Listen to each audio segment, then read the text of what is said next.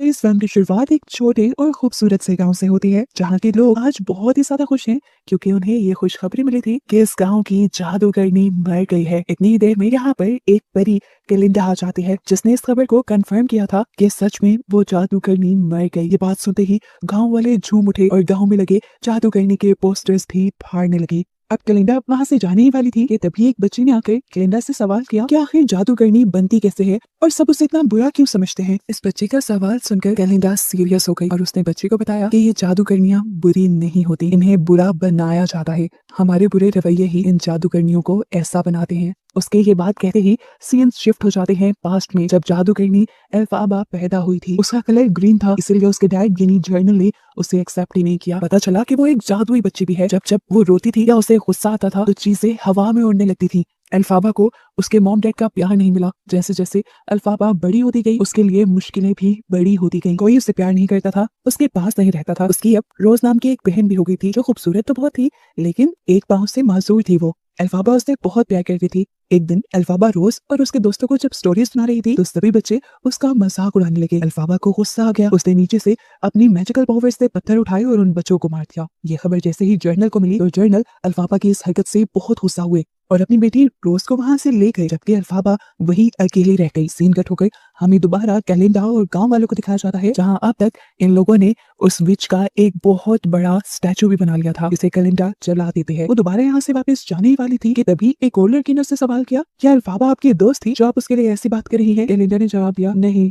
शायद दोस्त नहीं थी लेकिन मैं उसे बहुत अच्छी तरह जानती हूँ। उसके ये कहते ही हम लोग उस वक्त में चले गए जब अल्फाबा और कैलेंडा साथ थी। कैलेंडा यूनिवर्सिटी में पढ़ने के लिए आई थी और इसी यूनिवर्सिटी में अल्फाबा भी उस दिन अपनी बहन रोज का एडमिशन करवाने आई थी। अपना इसलिए नहीं क्योंकि जर्नल उसे पढ़ाई की परमिशन नहीं दे रहे थे। खैर, अब इन सब का इंट्रोडक्शन शुरू हो जाता है, जिसके बाद एक टीचर रोज को यहाँ से प्रोटोकॉल लेकर ले जाने लगती है। क्योंकि वो जर्नल की बेटी थी, अल्फाबा को ये अच्छा नहीं लगा। उसने टीचर को रोका लेकिन टीचर ने उसकी एक नहीं सुनी और रोज को आगे की तरफ ले गई। अल्फाबा को गुस्सा आ गया और उसने अपनी पावर्स से रोज की व्हील चेयर को रोक दिया। उसके गुस्से में आते ही यहाँ पर हर चीज उड़ने लगी और ये सब देख लिया यहाँ की प्रिंसिपल ने। प्रिंसिपल जानती थी कि सब बच्चे अल्फाबा का जादू देखकर उसे मारने लग जाएंगे, उसे बुरा समझेंगे। इसलिए प्रिंसिपल ने ऐसा दिखाया जैसे ये जादू उन्होंने किया हो और अल्फाबा को सब बच्चों से बचा लिया। जिसके बाद उन्होंने कैलेंडा से कहा कि वो अल्फाबा को लेकर अपने कमरे में चली जाए।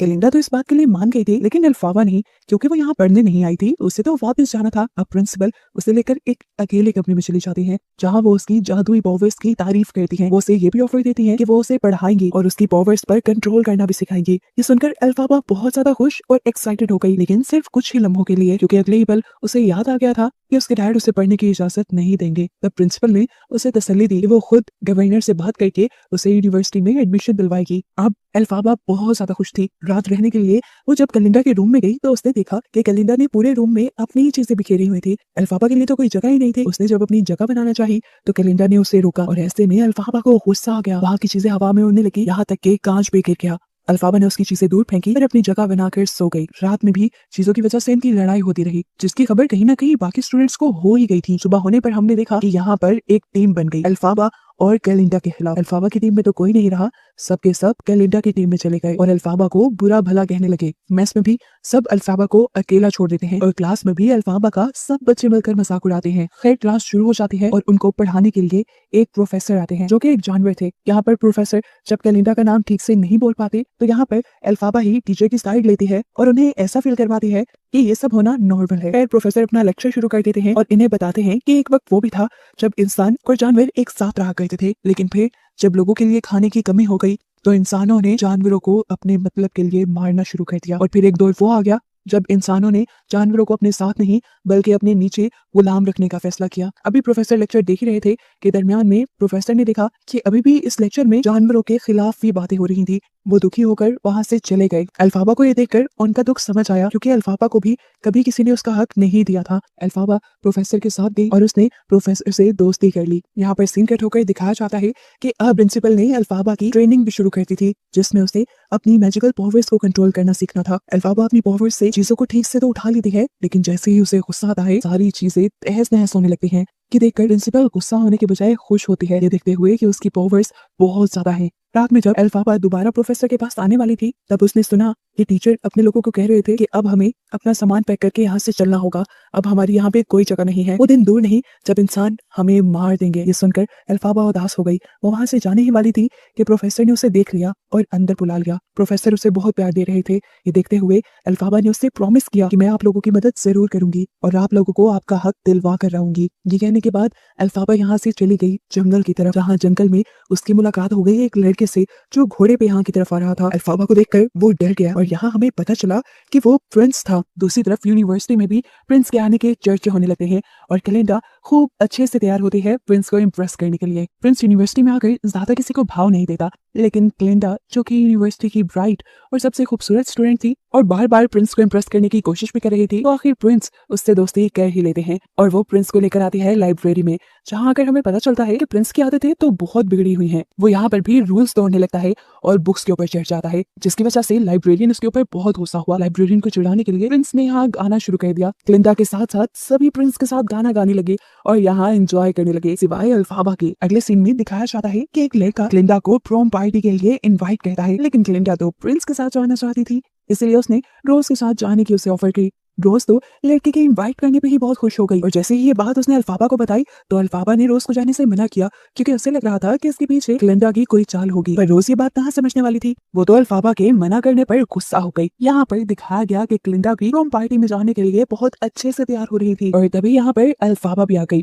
कैलेंडा के फ्रेंड्स को कैलेंडा के सामान में से एक बहुत ही अजीब कैप मिली। ये कैप उसकी ग्रैंड माँ की थी और किसी जादूगरनी की लग रही थी। उसने ये कैप उठाकर अल्फाबा को दे दी ताकि जब अल्फाबा इसे पार्टी में पहनकर जाए तो सब उसका मजाक उड़ाए। इस चीज से अनजान अल्फाबा कैलेंडा की तरफ से खुश हो गई कि कम से कम उसके दिल में अल्फाबा के लिए जगह बनने लगी है। खैर सभी लोग अब प्रोम पार्टी में चले जाते हैं। डांस करते हुए सभी बहुत ज्यादा एंजॉय कर रहे थे। रोज भी खुश थी और कैलेंडा भी खुश थी प्रिंस के साथ। इसी पार्टी में अब अल्फाबा भी आ गई कैलेंडा की दी हुई कैप पहने हुए। उसके इस अजीब से हुलिये को देखकर सभी लोग उसका मजाक बनाने लगे। सभी लोग उस पर हंस रहे थे। उसने यही कैप उतारकर अब जमीन पे रखी और यहाँ पे अकेले ही डांस करना शुरू कर दिया, क्योंकि वो तो किसी के साथ आई ही नहीं थी। उसका अजीब डांस देखकर सभी लोग और ज्यादा उसका मजाक उड़ा रहे थे, एक दूसरे के साथ मिलकर हंस रहे थे और ये देखते हुए कैलेंडा को अब बुरा लगने लगा, क्योंकि सब अल्फाबा के साथ उसी की वजह से तो हो रहा था। अपने गिल्ट को कम करने के लिए कैलेंडा ने यहाँ आकर अल्फाबा का डांस में साथ दिया और अल्फाबा जैसा ही डांस किया, जिससे सभी लोगों को भी उनकी गलती का एहसास हो गया और वो भी अल्फाबा के साथ अल्फाबा जैसा ही डांस करने लगे, जिसका साफ मतलब था कि कैलेंडा के साथ साथ अल्फाबा को बाकी लोगों ने भी एक्सेप्ट कर लिया है। ये अल्फाबा के लिए एक बहुत बड़ा दिन था। अब उसके दिल में से कैलेंडा के लिए भी सारी बुराई खत्म हो गई थी। ये दोनों यहाँ अपनी नाराजगी खत्म करने के लिए एक दूसरे से गले मिलते हैं। पार्टी से जाने के बाद अपने रूम में आज ये दोनों पहली मर्तबा दोस्तों की तरह बातें कर रही थी। कैलेंडा ने अल्फाबा को बताया कि मैं और प्रिंस जल्द शादी करने वाले हैं। ये बात सीक्रेट है, सिर्फ तुम्हें ही पता है। अपना सीक्रेट बताने के बाद कैलेंडा ने अल्फाबा से उसका सीक्रेट पूछा। उसे लगा था कि अल्फाबा का सीक्रेट उसकी ग्रीन बॉटल है जो वो हमेशा अपने तकिए के नीचे रखती है, जो जल्दी से कैलेंडा ने उठा ली ताकि अल्फाबा उसे उसका सीक्रेट बता दे। लेकिन ये अल्फाबा का सीक्रेट ही था। उसने जल्दी से ये बोतल लेकर अपने तकिए के नीचे रख ली, क्योंकि ये बोतल उसकी मॉम की थी। उसकी ये हरकत से कैलेंडा नाराज होकर अपने बेड पे चली जाती है। तब उसे मनाने के लिए अल्फाबा उसके पास आती है और उसे बताती है, असल में मेरे डैड यानी गवर्नर मुझे बिल्कुल पसंद नहीं करते, क्योंकि मैं ग्रीन बेबी पैदा हुई थी। अब उनका दूसरा बच्चा भी मेरे जैसा ना हो जाता, इसलिए गवर्नर यानी मेरे डैड ने मेरी मॉम को बहुत ज्यादा रोज मिल्क पिलाया, जिससे रोज एक ग्रीन बच्ची तो पैदा नहीं हुई लेकिन वक्त से पहले पैदा हो गई। इसी वजह से वो पाँव से मासूर है और रोज के जल्दी पैदा होने की वजह से अल्फाबा की मॉम भी मर गई थी। अल्फाबा को लगता था कि इन सारी चीजों की जिम्मेदार वो है। अगर वो इस तरह पैदा ना होती तो ना ही उसकी डैड उसकी मॉम को वो मिल्क पिलाते, ना ही रोज जल्दी पैदा होती, ना ही वो मासूर होती और आज शायद उसकी मॉम भी जिंदा होती। ये बताते हुए वो बहुत ज्यादा इमोशनल हो गई। ये देखकर कैलेंडा ने उसे समझाया कि इसमें उसका तो कोई कसूर नहीं। अल्फाबा का मूड चेंज करने के लिए अब वो अल्फाबा को ग्रूम करती है, उसका थोड़ा मेकअप करती है और स्टाइल चेंज करती है, जिसकी वजह से अगले दिन यूनिवर्सिटी जाने पर सब उसे पसंद कर रहे थे। आज तो प्रिंस भी रुककर उससे बातें करने लगा था। अल्फाबा इस टाइम जा रही थी अपने प्रोफेसर से मिलने, जो कि एक जानवर था। अब जानवर क्योंकि इस दुनिया में सेफ नहीं रहे थे, इसलिए ये सारे जानवर कॉलेज छोड़कर जा रहे थे। आज उनकी आखिरी क्लास थी, लेकिन इससे पहले कि वो यहाँ से चले जाते एक टीचर यहाँ सिक्योरिटी गार्ड्स के साथ आती है और उन्हें जबरदस्ती उठवा लेती है। अल्फाबा को ये देखकर बहुत बुरा लगता है। वो उनकी मदद करना चाहती थी लेकिन कुछ नहीं कर पाई। अब उन प्रोफेसर की जगह एक नए प्रोफेसर आ गए थे, जिन्होंने अपनी कैद में एक छोटा सा शेर का बच्चा रखा हुआ था। उसे पिंजरे में रखकर प्रोफेसर बच्चों को ये बताना चाह रहे थे कि अब जानवर हमारे साथ नहीं बल्कि हमारी कैद में रहा करेंगे। ये सारी चीजें देखते हुए अल्फाबा को बहुत ज्यादा गुस्सा आ चुका था। उसे जानवरों को कैद करने वाली बात बिल्कुल पसंद नहीं आई थी। उसके गुस्से में यहाँ पे मौजूद सारे फ्लावर्स, सारी चीजें उड़ने लगी और उसके गुस्से के असर से यहाँ सब लोग बेहोश हो गए सिवाय प्रिंस के। बच्चों के बेहोश होते ही यहाँ पर अल्फाबा उठी उस शेर के बच्चे को जंगल में छोड़ के आने के लिए। प्रिंस भी उसकी मदद करता है और ये लोग शेर के बच्चे को लिए एक साइकिल पे जंगल की तरफ निकल जाते हैं। पीछे से प्रिंसिपल जब उनकी क्लास में आते हैं तो सारे बच्चों को और टीचर को बेहोश पाती हैं। ये देखकर वो समझ गई कि जरूर अल्फाबा ने ही ये सारा जादू चलाया होगा। उसकी जादुई पावर्स बहुत ज्यादा बढ़ चुकी थी। ये देखकर वो बहुत खुश हुई और उन्होंने जाकर एक बड़े जादूगर को खत लिखा। यहाँ जंगल में अब प्रिंस और अल्फाबा की किसी बात पे बहस हो जाती है। प्रिंस धरास होकर यहाँ से जाने ही वाले थे कि अल्फाबा ने प्रिंस का हाथ पकड़ लिया। वो भी अब प्रिंस को पसंद करने लगी थी, लेकिन वो जानती थी कि प्रिंस कभी भी उससे शादी नहीं करेंगे, इसलिए उसने खुद ही ज्यादा बात आगे बढ़ा ही नहीं और ये लोग वापस आ गए। अगले दिन पता चला कि यूनिवर्सिटी में अल्फाबा के लिए एक बहुत बड़ा सरप्राइज था। एक बहुत बड़े जादूगर ने अल्फाबा को मिलने के लिए बुलाया था, क्योंकि प्रिंसिपल ने अल्फाबा की जादुई पावर्स के बारे में जो उसे बताया था। अल्फाबा को अपने लिए बहुत अच्छा मौका लगा और उसने जादूगर से मिलने का फैसला कर लिया। उसे लेने के लिए एक ग्रीन कलर की ट्रेन भी आई। जब वो जाने लगी थी तो सब यहाँ उससे मिलने के लिए आए। प्रिंस उसके लिए गुड लक फ्लावर भी लेकर आए थे और साथ ही साथ क्लिंडा भी उससे मिलने के लिए आई थी। यहाँ क्लिंडा ने उससे अपना एक और राज शेयर किया कि अब प्रिंस और उसकी दोस्ती पहले जैसे नहीं रही। प्रिंस अब उससे कुछ नाराज नजर आते हैं। ये बताने के बाद अल्फाबा को भी थोड़ा दुख हुआ, लेकिन खैर अब वो ट्रेन में चढ़ गई। जाते जाते क्लिंडा ने अल्फाबा को एक लेटर पकड़ा दिया जिसमें ये लिखा था कि क्लिंडा उसके साथ जाना चाहती है, लेकिन ये बात वो उसे कह नहीं पाई। अल्फाबा ने उसे देखा और हाथ पकड़कर उसे जल्दी से ट्रेन में खींच लिया। कुछ ही देर में फाइनली ये लोग एमराल्ड सिटी पहुंच भी चुके थे। ये वही शहर था जिसे हमने मूवी के स्टार्ट में भी देखा, यानी फ्यूचर में भी देखा है। यहाँ पर उन दोनों का बहुत अच्छे से वेलकम किया जाता है। सभी लोग उनके लिए डांस करते हैं और फाइनली अब उन्हें अंदर लेकर आया जाता है। इन्हें पता चलता है कि ये जादुई शहर था जहाँ पर इन्हें एक मैजिक शो देखने को भी मिला और इस शो के बाद फाइनली जादूगर यानी विज़र्ड उनके सामने आ गया। ये विज़र्ड ये जादूगर अल्फाबा को अपने साथ ले जाता है और इस शहर का फ्यूचर दिखाता है जो उसने डिजाइन किया था। वो शहर काफी खूबसूरत लग रहा था। अल्फाबा जादूगर को सजेस्ट करती है कि आप इनकी गलियों को येलो कलर का कर दें, यानी रोशनियों से भर दें। जादूगर ये भी कर देता है। अब यहाँ जादूगर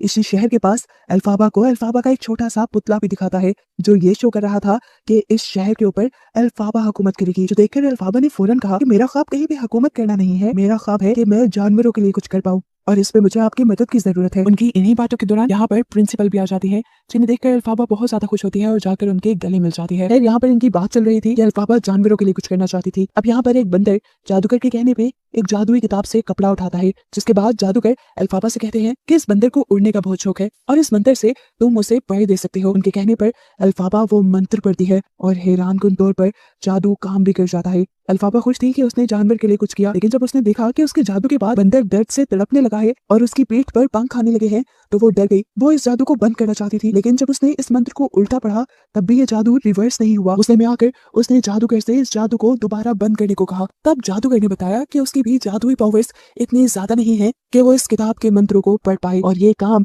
अल्फाबा ने कर लिया था, तो इसका मतलब था कि अल्फाबा की ताकतें बहुत ज्यादा है और अब ये सब जो कुछ हो रहा है इसे कोई भी चाहकर नहीं रोक सकता। ये सुनकर अल्फाबा को और भी ज्यादा दुख हो गया। वो क्या करना चाहती थी और क्या हो गया। बाहर जाकर जब उसने देखा तो पूरी बंदरों की फौज दर्द में तड़प रही थी और उनकी पीठ पर आ रहे थे। ये देखकर वो समझ गई कि असल में जादूगर और प्रिंसिपल ने मिलकर उसे फंसाया है। असल में ये दोनों ही जानवरों को पसंद नहीं करते थे और जानवरों को अपना गुलाम बनाना चाहते थे, जिसके लिए उन्होंने भोली अल्फाबा का इस्तेमाल किया। ये जानकर अल्फाबा को गुस्सा आ गया और वो जादुई किताब लेकर यहाँ से भागने का फैसला करती है। उसको भागता देखकर प्रिंसिपल क्लिंडा को जादू सीखने की ऑफर देती है और उसे कहती है इसके बदले तुम्हें सिर्फ अल्फाबा को यहाँ लाना होगा। क्लिंडा को भी ये मौका अच्छा लगा और वो भी अल्फाबा को पकड़ने के लिए उसके पीछे भागी। अब यहाँ जिन बंदरों की फौज को पर मिल चुके थे, प्रिंसिपल उन सारे बंदरों को उड़कर अल्फाबा को ढूंढ कर लाने को कहती है। यहाँ पर जादूगर भी अपने खास कमरे में जाकर अपने खास गार्ड को अल्फाबा को ढूंढने पर लगा देता है। क्लिंडा जो हर हाल में जादूगर बनने का मौका नहीं गंवाना चाहती थी, वो अब अल्फाबा के करीब पहुंच भी चुकी थी। वो अल्फाबा को रोक रही थी कि अल्फाबा ना जाए, लेकिन अल्फाबा ने जाना था। वो इस टाइम एक ऐसे कमरे में आ चुकी थी जहाँ पे एक हॉट एयर बैलून था। उसमें बैठकर वो यहाँ से भाग जाना चाहती थी, लेकिन तब तक जादूगर के बहुत से आदमी भी उनको पकड़ने के लिए यहाँ गए। लेकिन उससे पहले ही अल्फाबा उस हॉट एयर बैलून के अंदर बैठकर वहां से जाने लगी। इससे पहले कि वो निकल जाती, ऊपर से महल की छत बंद कर दी गई, जिससे उनका हॉट एयर बैलून फट गया और वहां पे आग लग गई। अल्फाबा और क्लिंडा नीचे गिरकर एक कमरे में फंस गए, जहाँ क्लिंडा ने अल्फाबा को समझाया कि ये अच्छा मौका है, तुम्हें सब कुछ मिल रहा है, तुम क्यों नहीं उनकी ऑफर कबूल कर रही। जिस पर गुस्से में अल्फाबा उसे कहती है मेरा सपना हुकूमत करना नहीं है, मुझे हमेशा से जानवरों के लिए कुछ करना था। दूसरी तरफ दिखाया जाता है कि प्रिंसिपल पूरी यूनिवर्सिटी और पूरे शहर में ये खबर फैला देते हैं कि अल्फाबा चोर है और वो उनकी जादुई किताब लेकर भाग गई है, जो सुनकर सभी को बहुत बुरा लगा था और सभी उससे नफरत करने लगे थे। ये ऐलान अल्फाबा और क्लिंडा ने भी सुना था। अल्फाबा को तो ये सुनकर बहुत ज्यादा गुस्सा आ गया। तब क्लिंडा ने उसे समझाया कि तुम गुस्सा थूक दो और जाकर प्रिंसिपल से माफी मांग लो, सब पहले जैसा हो जाएगा। लेकिन अल्फाबा अब कुछ ऐसा नहीं करना चाहती। उसके साथ जितना बुरा हो चुका था, इससे ज्यादा बुरा वो सह भी नहीं सकती थी। उसने